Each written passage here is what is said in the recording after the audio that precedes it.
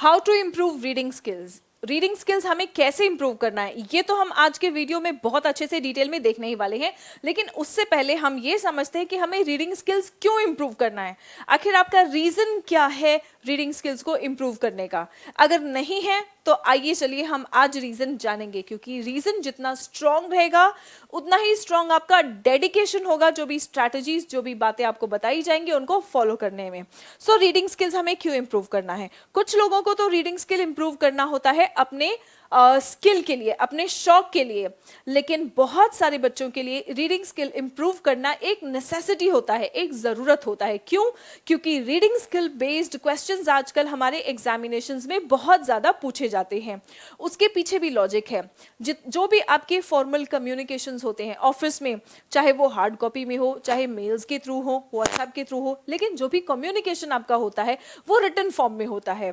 और written form में जो भी आपके पास इंफॉर्मेशन आता है उसको समझने की क्षमता ही रीडिंग स्किल से आती है। रीडिंग स्किल्स अच्छी है तो आप दिए गए जो भी टेक्स्ट आपके पास हो, जो भी इंफॉर्मेशन आपके पास हो, वो आप अच्छे से उसको समझ सकते हैं। तो रीडिंग स्किल्स इंप्रूव क्यों करना है। आप लोगों के यूपीएससी का एग्जामिनेशन अगर आप दे रहे हैं तो वहां पे तो रीडिंग स्किल अ मस्ट है, क्योंकि आपको इतनी सारी चीजें पढ़नी होती है और सारी चीजें पढ़ के जब समझेंगे तो अंडरस्टैंडिंग बेस्ड ही क्वेश्चंस आपके एग्जामिनेशन में आते हैं, राइट। सो रीडिंग स्किल वहां पे अ मस्ट है। You can not do anything without reading skills in UPSC examinations. Now come your one day competitive examinations. SSC CGL के सिलेबस में notification में क्लियरली मेंशन्ड है कि भाई वोकैबुलरी आपका इंग्लिश लैंग्वेज एंड कॉम्प्रिहेंशन, यानी कि सिर्फ ग्रामर से हमारा सिलेक्शन नहीं होने वाला है। सिर्फ ग्रामर से आप कट ऑफ भी बहुत मुश्किल से क्लियर कर सकते हो। अगर किसी तरह लड़खड़ाते आपने कट ऑफ क्लियर कर लिया तो भी आप सिलेक्शन की सोच नहीं सकते हैं जब तक आपकी वोकैबुलरी और रीडिंग स्किल अच्छी नहीं है, ठीक है। अभी तक बच्चों में या जो शुरू में तैयारी करने वाले बच्चे होते हैं उनके दिमाग में एक होता है कि हम ग्रामर के रूल्स सारे रट लें, समझ लें, प्रैक्टिस कर लें तो वो इनफ हो जाता है। नहीं, आपको सिलेक्शन लेना है तो आपको वोकैबुलरी और अपना रीडिंग स्किल्स, अपना कॉम्प्रिहेंशन इंप्रूव करना है, क्योंकि क्लियरली लिखा है English language and comprehension. And इसमें भी कॉम्प्रिहेंशन भी इंप्रूव करने के लिए आपको क्या क्या चीजें करनी है, कहां से चीजें पढ़नी है। अगर आप देखेंगे at least one paragraph should be simple one based on a book और अ स्टोरी। एक पैराग्राफ होगा जो आपका बुक या स्टोरी पर बेस्ड होगा, and the other to paragraphs, जो बाकी दो पैराग्राफ्स होंगे, should be on current affairs based on a report और एन एडिटोरियल। एक एडिटोरियल या रिपोर्ट बेस्ड आपके बाकी दोनों पैराग्राफ्स आएंगे और एक पैराग्राफ होगा आपका स्टोरी बेस्ड, जो कि इजी होता है यूजुअली, ठीक है। इसका मतलब क्या है कि आपको स्टोरीज और बुक्स तो पढ़ने ही है, साथ साथ आपको एडिटोरियल्स या आर्टिकल्स जो आते हैं, रिपोर्ट्स आते हैं करंट अफेयर्स बेस्ड, वो भी पढ़ना है, क्योंकि उसमें से तो बल्कि आपके दो पैसेजेस आएंगे, राइट। अब इसका प्रूफ भी हम देख लेते हैं। आपका कंबाइंड ग्रेजुएट लेवल टियर 2 का जो एग्जामिनेशन हुआ है 2022 को, है ना, 2022 में जो हुआ है 6 मार्च 2023, आपका 2022 वाला टियर 2 का सेशन था। 6 मार्च 2023 में जो आपका एग्जामिनेशन हुआ है, इसमें जो ये आर्टिकल आया है, आपको यहाँ पे थोड़ा सा, क्योंकि दो बहुत ज़्यादा टेक्स्ट वाले ये इमेजेस हैं, आपको इंग्लिश विद सुमन शर्मा इस टेलीग्राम चैनल पर आपको ये सारा पीडीएफ मिल जाएगा। आप इसको अच्छे से पढ़ सकते हैं और ऐसे बहुत सारे क्वेश्चंस हैं, बहुत सारे पैराग्राफ्स हैं। ये पैराग्राफ जो 6 मार्च को आया है आपके एग्जामिनेशन में, ये आया था 10 फरवरी 2023। 10 फरवरी को न्यूज़ 18 का रिपोर्ट है, ये आर्टिकल है ये, और 6 मार्च आप समझ सकते हैं, 6 मार्च मतलब विद इन, बहुत ज़्यादा पुराना भी नहीं, विद इन अ मंथ, एक मंथ के अंतराल में ही जो आर्टिकल आया था वो सीधा सीधा आपके एग्जामिनेशन में आ गया है। यानी कि आपको अपने एग्जामिनेशन के एक महीने पहले या कम से कम 20-25 दिन पहले तक का सभी आर्टिकल्स, एक्चुअली सभी नहीं, अगर आप एक या दो मिनिमम आर्टिकल भी पढ़ रहे हैं डेली बेसिस पे तो आपकी रीडिंग स्किल अच्छी होती है। है ना। रीडिंग स्किल अच्छी होगी तो जो भी आर्टिकल आपके सामने आएगा आप उसको पढ़ के समझने की क्षमता रखेंगे। जब आप सिर्फ स्टोरीज पढ़ेंगे तो सिर्फ स्टोरी बेस्ड ही पैसेज आप अच्छे से समझ पाएंगे, क्योंकि करंट अफेयर्स और आर्टिकल्स का जो लिखने की शैली होती है, जो राइटिंग स्टाइल होता है, जो यूज ऑफ वोकैबुलरी होता है, जो सेंटेंस स्ट्रक्चर्स होते हैं, वो थोड़े से डिफरेंट काइंड ऑफ होते हैं। और वो अगर आप रीडिंग प्रैक्टिस में रहेंगे तो आप इस तरह के पैसेजेस को बहुत अच्छे से डील कर लेंगे। ठीक है स्टूडेंट्स, सो हमने देख लिया अपना वाई। अब हमें हेल्प क्या करेगा, रीडिंग स्किल्स को इंप्रूव करने में हेल्प क्या करेगा? आपका वोकैबुलरी हेल्प करेगा। जितनी अच्छी आपकी वोकैबुलरी होगी उतनी अच्छी आपकी अंडरस्टैंडिंग होगी। रीडिंग स्किल का सीधा सीधा मतलब कॉम्प्रिहेंशन और अंडरस्टैंडिंग ही है। आप जो भी पढ़ रहे हैं उसको पढ़ के समझने की आपकी क्षमता ही रीडिंग स्किल है आपकी। ठीक है, so we talk about vocabulary. Vocabulary कैसे इंप्रूव करेंगे वो भी देखेंगे। फिर आ जाते हैं आपके कॉम्प्लिकेटेड सेंटेंस स्ट्रक्चर्स।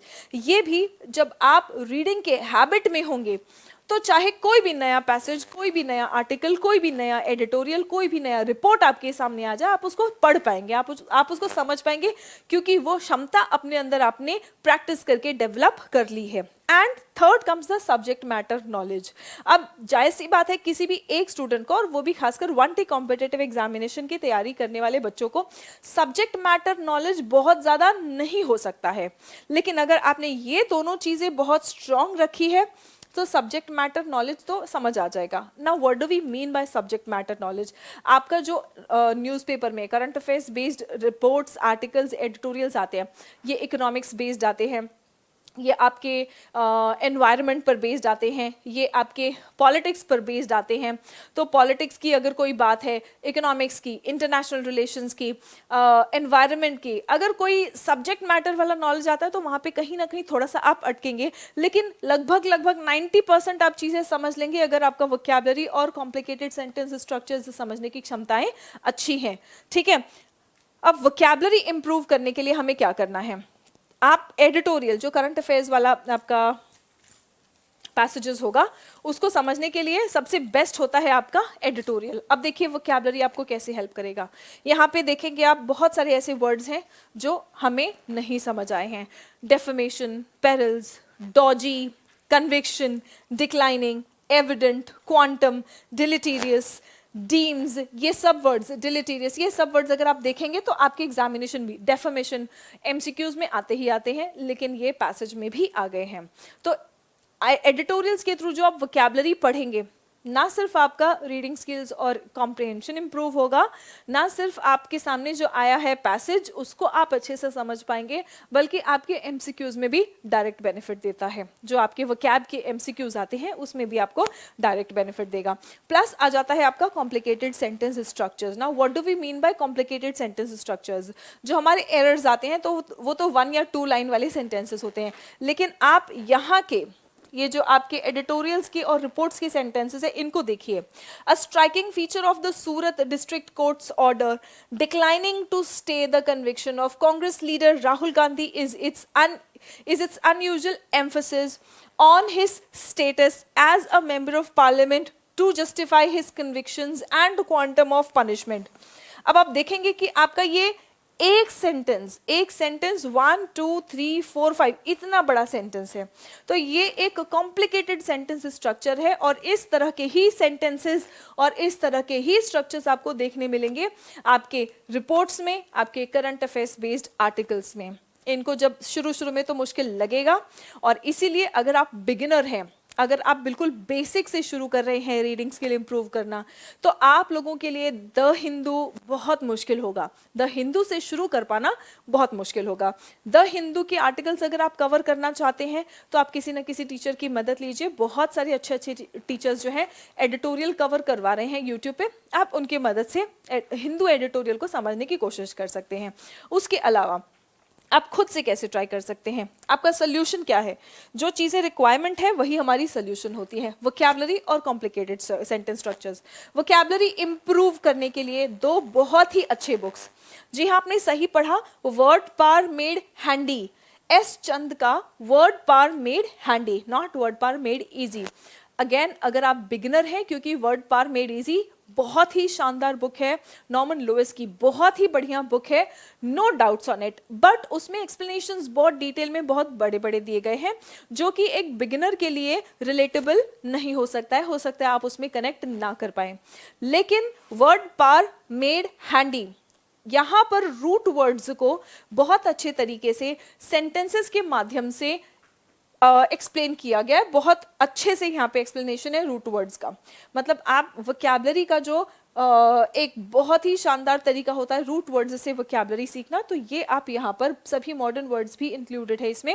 अभी ये सब आपका वर्ड पार मेड हैंडी से कवर हो जाएगा, ठीक है। और दूसरा आ जाता है आपका black book of English vocabulary. Black book of English vocabulary आपके सभी प्रीवियस ईयर्स और सभी इंपॉर्टेंट वर्ड्स यहाँ पे लगभग कवर कर लेता है। रूट वर्ड्स से जो वोकैबुलरी है वो यहाँ से कवर हो जाएंगे, और बाकी रिमेनिंग सभी vocabulary, one word substitutions, idioms, phrases, ये सब कुछ आपका black book of English vocabulary से बहुत ही शानदार तरीके से कवर हो जाएंगे। अगर आप ये दोनों बुक्स वोकैबुलरी के लिए अच्छे से कवर कर लेते हो एंड प्लस आर्टिकल्स पढ़ते वक्त, एडिटोरियल्स पढ़ते वक्त जो नए वर्ड्स आपके पास आते हैं, तो वो आप एक और बुक जो आपका खुद का बुक होगा उसमें आप नोट करते जाएंगे। ये 3 बुक्स हैं आपके सॉल्यूशन, ये 3 बुक्स बनेंगे त्रिशूल वोकैबुलरी को जीतने के, ठीक है। And next come your books, जो रीडिंग बुक्स है ना, रीडिंग स्किल्स के लिए। अब हिंदू एडिटोरियल से तो आप खुद शुरू नहीं कर सकते हैं, तो times of India, Indian express, इनके एडिटोरियल्स रीडर फ्रेंडली होते हैं, बिगिनर फ्रेंडली होते हैं, तो बिगिनर्स इन एडिटोरियल्स से शुरू करेंगे। At least one editorial is enough to start with for one day competitive examination students. UPSC students have to read the entire newspaper, you have to read it religiously, but one day competitive examination students, be it NDA, CDS, bank, SSC, आप लोग एक editorial daily basis पे पढ़ सकते हैं, ठीक है।